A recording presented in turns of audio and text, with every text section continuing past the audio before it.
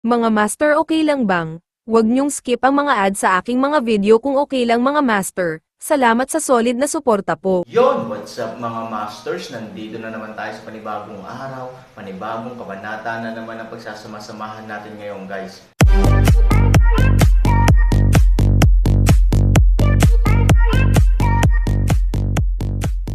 Bali mga masters, kung bago ka pa lang po sa aking YouTube channel, please click the subscribe button, lalong-lalo na po yung notification bell guys, para maging connected pa rin tayo sa isa't isa at maging updated kayo sa mga susunod ko pang video. Bali mga masters, bago natin umpisahan ng kwento ay mag-shoutout po muna tayo para sa mga solid nating tagapakinig. Shoutout kay Danilo Wamar at shoutout kay Jerry Glino. Yun na nga mga masters, no? Bali hindi na ito patagalin. In 3, 2, 1, let's go! Ang ilang mga tao ay tumingin sa likod ni Aaron at nadama na siya ay napaka-natural at hindi napigilan. Pagkatapos ng lahat, kung gusto mong hamanin ang anak na si Ruyo, maaari kang maging kalmado. Kapuri-puri din ito sa iyong katapangan. Ngunit mas maraming tao ang tumingin sa likod ni Aaron, ngunit hindi nila napigil ang tumawa ng malamig. Mas mahirap ang ilang tanga kaysa sumakay ng tigre. Ngayon, lalaban talaga ako sa challenge arena. Kayo naman, wala kayong ginagawa. Pastahan tayo. May tumawa. Ano ang pinagpustahan mo? Maraming tao ang interesado. Ano pa ba ang pwede mong pastahan? Pwede ka bang tumaya kung hindi mananalo ang lalaking ito? Kung gusto mong tumaya, pwede kang tumaya. Speaking of this, the man smiled. Pastahan tayo kung gaano katagal siya makakatayo sa challenge arena. Shit, hindi na mabilang sa segundo. Maraming tao ang natawa sa lugar nang marinig nila ang tungkol sa pagsusugal. Mula sa 1 segundo hanggang 10 segundo, tumaya sa kalooban. Pagkatapos ng 10 segundo, magbayad ng mataas na kabayaran. Halika, ako na ang bahala. Aside, Mr. Lu sneered, took a few amethysts from his arms and threw them directly to the man. Here are 10,000 amethysts. Binili ko siya at nawala sa loob ng 3 segundo. Pagkatapos, kinuha ni Mr. Lu ang 3 baboy at lumingon sa kanyang kinatatayuan. Si G. Lu ang unang kumain ng alimango, at pagkatapos ay mas simple pa ito. Sunod-sunod din ang pagkilos ng iba. Halos saglit lang. Lahat ng uri ng paraan ng pagbili sa loob ng 5 segundo ay halos direktang binili, at napakababa ng posibilidad na itinuro ng iba. Pagkalipas ng 10 segundo, ang posibilidad ay 1 hanggang 20. Paano pagkatapos ng 1 minuto? Tanong ng isang sugarol. Nang marinig ito, natigilan ang dignitaryo at humagalpak ng tawa kasama ang mga katabi. 10 segundo mamaya ay isang malaking problema. Ano pa ang sasabihin mo sa 1 minuto? Hindi nakakatuwa. Ano ito? Gayunpaman, natural, ang mga kumukuha ng Villa ay hindi tumanggi na pumunta. Kapag may nagtanong, sagot lang niya, 1 to 80 in a minute. 1 to 80, halatang mahirap para sa mga ordinaryong gambling house na gumawa ng ganoong taya. Pagkatapos ng lahat, kapag nahulaan ng tama, ang resulta ay malamang na mawalan ng pera ang dealer. Ngunit para sa bankero sa oras na ito, ang mataas na karapatan sa kompensasyon ay dapat ding maging isang pag-iling. Pagkatapos ng lahat, ito ay imposible. Para lang magbukas ng mataas na posibilidad at maging mas dog farm. Siya ay gayon, at gayon din ang iba. Ang ilang mga bagay ay tila may mataas na posibilidad, ngunit sa katunayan sila ay butas lamang. Naturally, imposibleng bumili ng kanilang sariling tunay na ginto at pilak. Ang kapangyarihan ay ginagamit bilang isang biro. Maging masaya ka lang. Iyon ay ang sugarol. Sa oras na ito, siya ay labis na nasa sabik ng marinig ang mataas na kabayaran. Ibig sabihin, kapag naglagay ka ng 100 amethyst, maaari kang kumita ng 8,000, ito ay tulad ng paggawa ng isang kapalaran sa isang gabi. Sa pag-iisip nito, pinigilan niya ang kanyang pananabik at nagtanong, paano kung 10 minuto na? 10 minuto. Natigilan na naman ang lalaking Villa. Sinulyapan niya ang mga tao sa paligid niya at sinabing, babayaran kita ng 106. 106. Nagliwanag ang mga mata ng sugarol, paano kung manalo ang bata?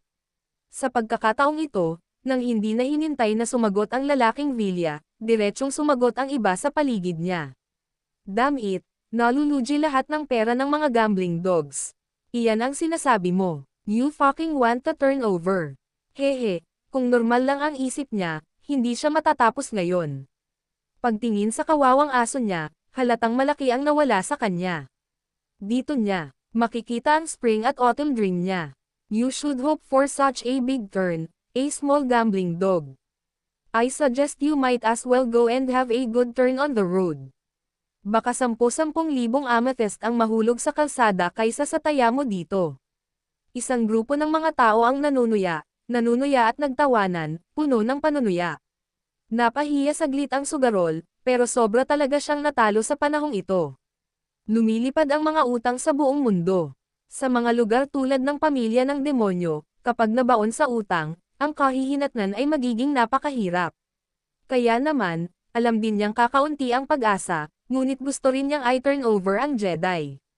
Anyway, patay na tao.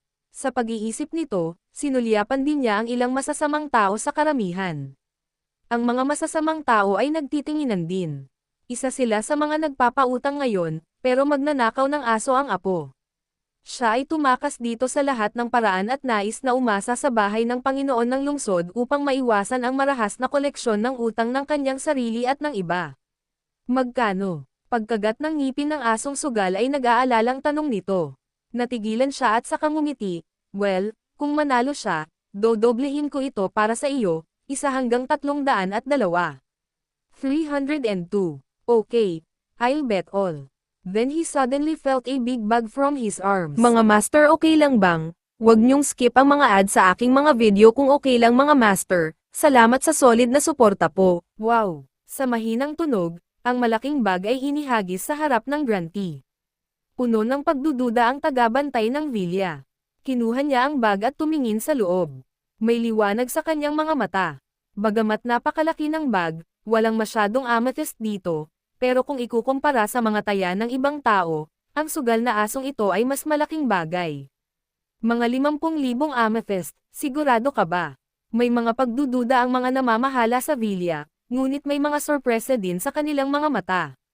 Kung tutuusin, walang pinagkaiba ang ganoong taya sa pagbibigay sa kanya ng pera. 50,000 amethyst, malaking pera yan. Medyo natarante rin ang asong nagsusugal, at may malamig na pawis pa sa noo.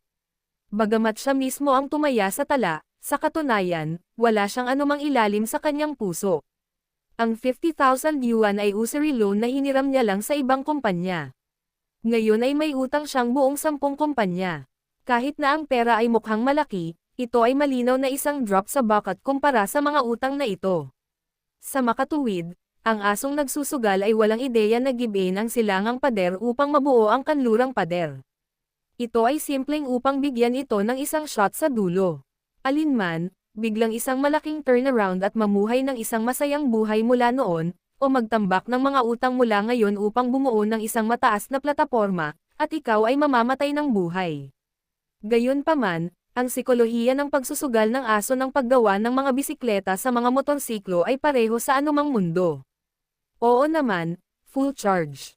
Kinagat ng sugal na aso ang kanyang ngipin at nagdesisyon. Sige, bilhin mo at iwan mo na. Umupo sa Villa at sumigaw, at tawanan ang 50,000 amethyst isa-isa.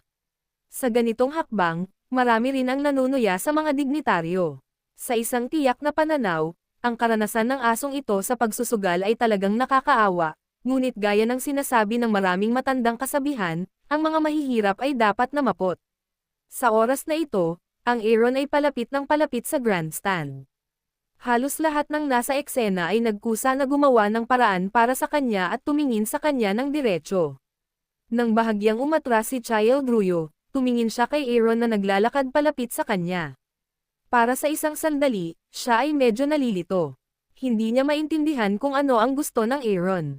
Sa paghusga sa hitsura, ang Aaron na tao ay natural na napakaliit, at walang daloy ng enerhiya sa paligid ng taong ito, at hindi siya mukhang eksperto. Ngunit natural lang na ang taong iyon ay maglakas loob na hamanin ang kanyang challenge arena sa panahong ito. Sa oras na ito, kakaiba ang hitsura ni Zoyan Shue sa harap ng bulwagan nang makita niya ang Aaron. Mukhang hindi ito ang kanyang sorpresa, at tila hindi niya ito inaasahan. Hindi nagtagal, nasa harap na ng challenge arena ang Aaron. Pagkatapos ay huminto siya ng bahagya, hindi umaakyat o umuurong. Agad na nagturo at nagbulungan ang mga nandoon, nagtatawanan at pinag-uusapan ang ginagawa ng Aaron. Itinaas ni Aaron ang kanyang mga mata at tumingin sa challenge arena na halos 3 metro ang taas. Huminto siya dito hindi para sa iba pa, kundi para isipin kung paano aakyat. Kung ang selyo na walang lupa ay napakataas, ito ay putik lamang sa talampakan ng Aaron's feet. Wala man lang siyang pakialam, pero kapag hindi niya magagamit ang totoong enerhiya sa mga oras na ito, medyo napapahiya siya sa taas na ito. Ang maliit na itim na stick ay maaaring lumipad pataas kasama niya, ngunit ngayon ay mayroon na lamang siyang maliit na itim na stick na natitira.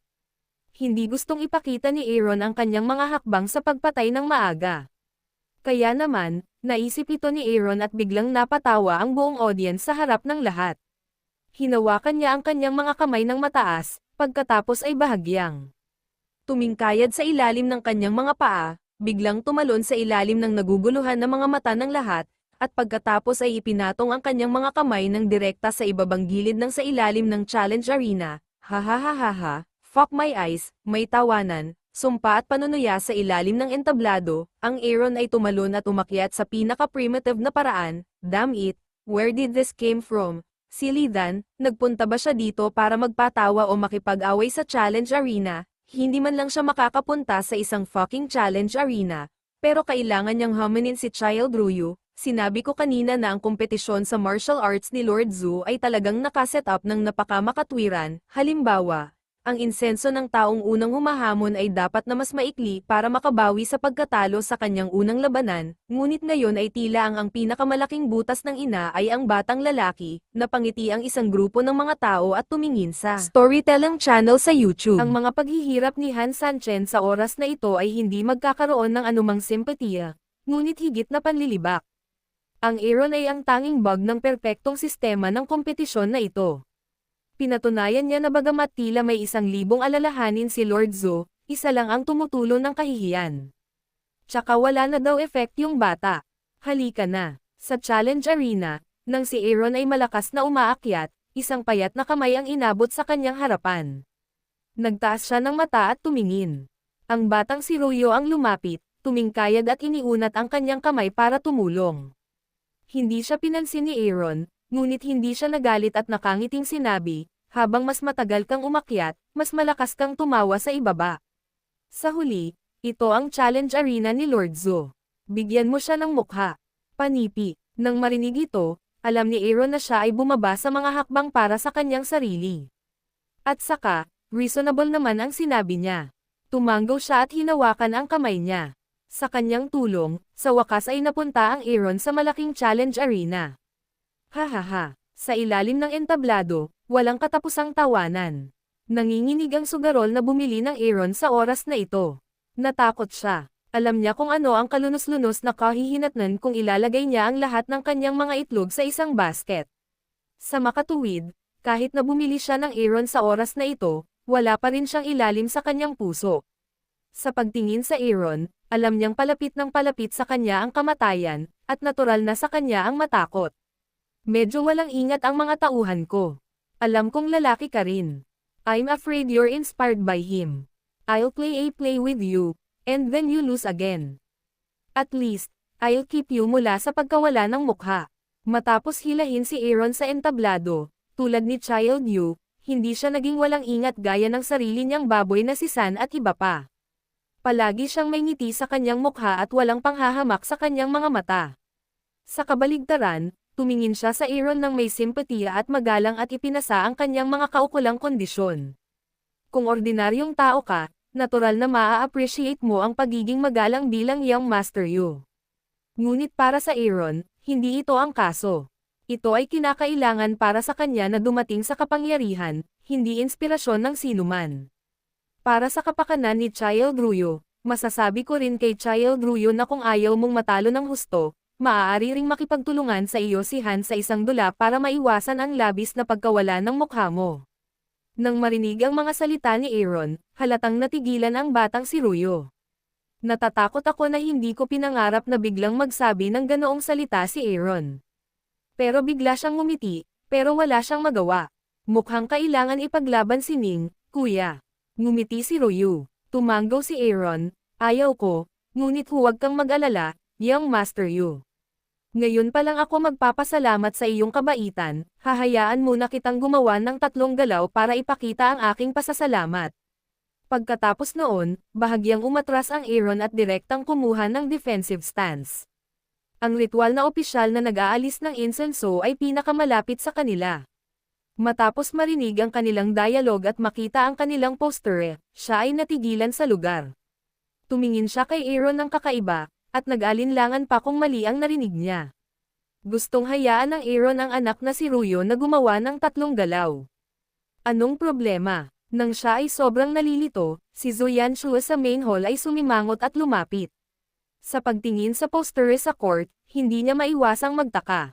Yun, that guy just said that he wanted to make Child Ruyo 3 moves. Ano? Nang marinig ito, maging ang matatag at magiliw na si Zoyan Shua ay hindi maiwasang mabigla sa oras. Na ito, natigilan din ang mga taong kasama niya at ang mga manonood na malapit sa kanya. Damn it, this boy said he will let Child Ruyo do 3 moves. May gulat na sigaw, sa sigaw na ito at kakaibang posture ng karamihan. Diretsong pinirito ng buong karamihan ang kaldero. Shit, narinig mo ba ang sinabi ng batang iyon kay Child Ruyo kanina lang? Gusto daw niyang 3 galaw si Child Ruyo, abnormal ba ang utak niya? Fuck, ngayon ko lang siya nakitang nakakaawa at gusto kong sigawan ng anak na si Ruyo na gawin ito ng malumanay. Ngunit ngayon, anak Ruyo, pakipatay ang bastos na ito ng matindi, patayin ang bastos na ito, patayin ang bastos na ito, patayin ang bastos na ito. Hindi ko alam kung sino ang sumigaw. Sa eksena, nagsimulang sumigaw ang tunog ng publiko, kaway-kaway, pinatay siya at na-echo sa buong eksena. Yun na nga mga masters, no? Bali panibagong kabanata na naman yung natapos natin ngayong gabi. Muli, maraming salamat po talaga sa walang sawang suporta po sa aking YouTube channel na talagang inaabangan nyo po ang bawat upload ko po. Bali mga masters, magkita-kita ulit po tayo bukas ng gabi at ngayon po ay magpapaalam po muna tayo. Bali mga masters, bye-bye!